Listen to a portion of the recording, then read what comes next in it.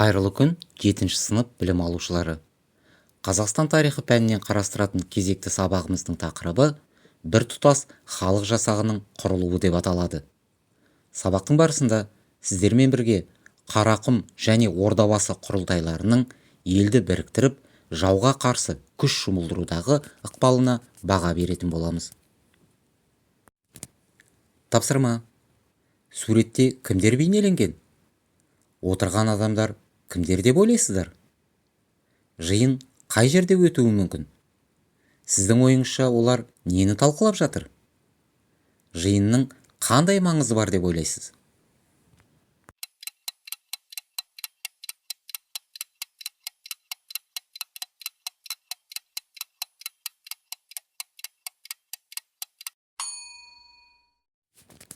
Тапсырма.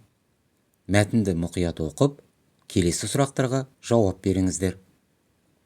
Қарақұм құрылтайы неліктен өткізілді?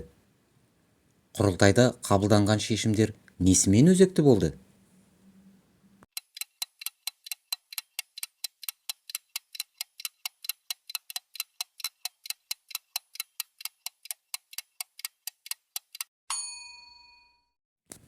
Тапсырма.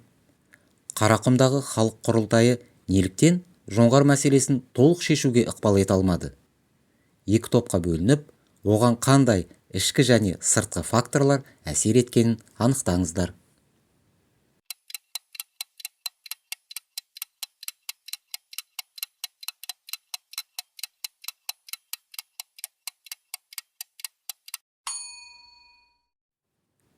Келесі тапсырманы орындамастан бұрын бейнероликті зейін қойып көрейік. Ордабасы құрылтайы жөнінде не білесің? Бұл оқиға қай кезде болды? Бұл құрылтайға кімдер қатысты және қандай шешім шығарды? Сұрақтарға жауап беруге тырысайық. Ордабасы құрылтайы қай кезде болды? 18 ғасырда қазақтарға жоңғарлар тарапынан ғана емес, сонымен бірге батыс жақтан Еділ қалмақтарынан торғауыттар, солтүстіктегі Сібір казактарынан, сонымен қатар башқұрттардан, оңтүстіктегі орта-азиялық мемлекеттерден үнемі қауіп төніп тұрды. Тәуке хан қайтыс болғаннан кейін таққа Қайып хан отырды. Бірақ ол мемлекет бірлігін ұзақ сақтап тұра алмады. Оның билігін қолдамаған сұлтандар арасында таққа талас басталып, қазақтардың ішкі жағдайы әлсіреді. Жүздер арасында алауыздық өршіп, ауызбіршілік жоғалды. Осындай ауызбіршіліктің жоқтығын пайдаланған жоңғарлар қазақ жеріне шабуыл жасап, халықты ақтабан шұбырындыға ұшыратқан болатын. Бұл құрылтайға кімдер қатысты және қандай шешім шығарды? Ендігі жерде қазақтар үшін аман қалудың басты жолы өзара бірлікті нығайту мен жоңғарларға тойтарыс беру еді. Жауға қарсы басты қару бірлікте екенін түсінген қазақ жасақтары Ордабасы тауында бас қосты.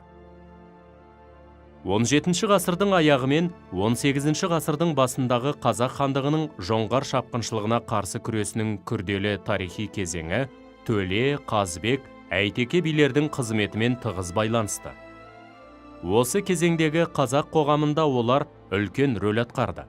Мұның куәсі 1726 жылы күздегі Бадам өзенінің жағасындағы Ордабасы тауындағы жалпы қазақ құрылтайы болды. Құрылтайға Әбілқайыр, Әбілмәмбет, Сәмеке, Күшік, Жолбарыс сияқты хан сұлтандар мен Төле би, Қаздауысты Қазбек би, Әйтеке би бастаған ұлыс және ру билері, қолбасшылар мен батырлар шақырылды. Құрылтайдың мақсаты барлық қазақ руын жоңғарларға қарсы біріктіру және мемлекеттілікті сақтау болды. Осы мақсатқа жету жолында шайқас жоспарын құру жөнінде ақылдасты. Ақылымен, айласымен, батылдығымен көзге түскен Әбілқайыр дара тұлға ретінде халық арасында танымалдығы арта түсті. Оның бойындағы қолбасшылық және елшілік қасиеттер жоңғар шапқыншылығы кезінде анық байқалды. 1726 жылы Ордабасы тауында жиналған жиында Әбілқайырға жоңғарларға қарсы қазақ жасағын басқару тапсырылды. Оның соғыс әдіс тәсілдерін жетік меңгергеніне сенімді халық Әбілқайырды бір ауыздан қолдады. Әбілқайыр хан қолбасшылық еткен шайқастарда қазақтар үнемі жеңіске жетіп отырды. Тапсырма. Қазақ жоңғар соғыстарының барысында Ордабасы құрылтайы қазақ хандығына қандай өзгерістер әкелді? Сіздің ойыңызша бұл өзгерістердің қайсысы ең маңыздысы болып табылады?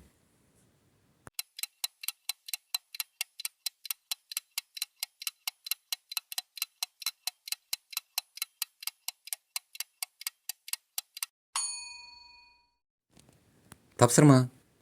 Алған бөлмемізді бекіту үшін тест тапсырмаларын орындайық.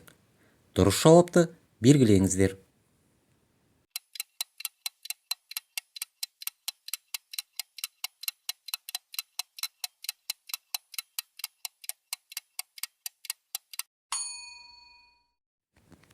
Үйге тапсырма. Қарақұм және Ордабасы тауындағы құрылтайды келесі критерийлер бойынша салыстырыңыз. Тарих сахнасына шыққан тұлғалар, талқыланған мәселелер, нәтижелері және маңызы.